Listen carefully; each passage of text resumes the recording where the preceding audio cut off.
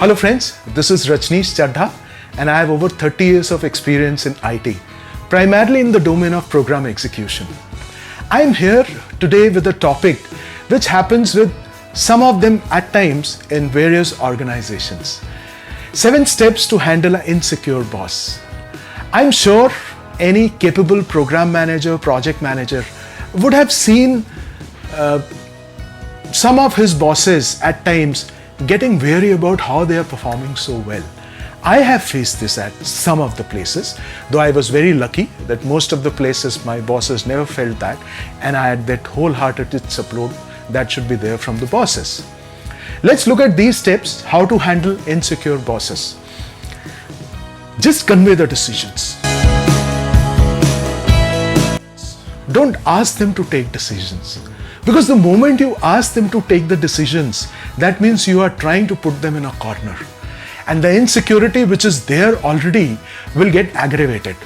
So don't ask them to take any decision. Just take your decisions and tell them. In case they want to say anything otherwise, they will have to own up that decision. So seldom that will happen.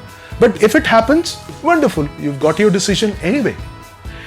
Step number 2 is pass on all the credit. It's okay.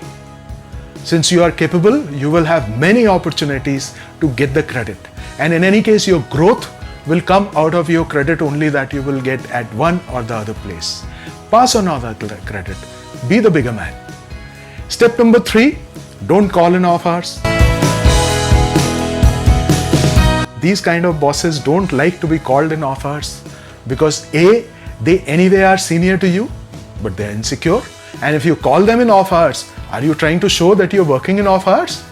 Don't do that. Never. Step number 4. If you are ever asked or suggested anything, don't oppose. Just accept it as is. Because the moment you oppose, you're trying to prove that you're superior. And that will not go well with these already insecure bosses. So my suggestion is never oppose. Accept it. But should you do as they are saying, even if you find it incorrect? No way. Take your own decisions and do as you deem appropriate, but never oppose on the face of it. Step number 5 is, please give escapes to these poor guys. If you don't give them escapes, how will they survive?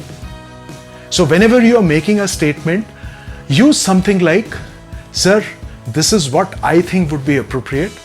But if you think this is not, I would go by what you say because I know you are my senior and you will always give a better decision.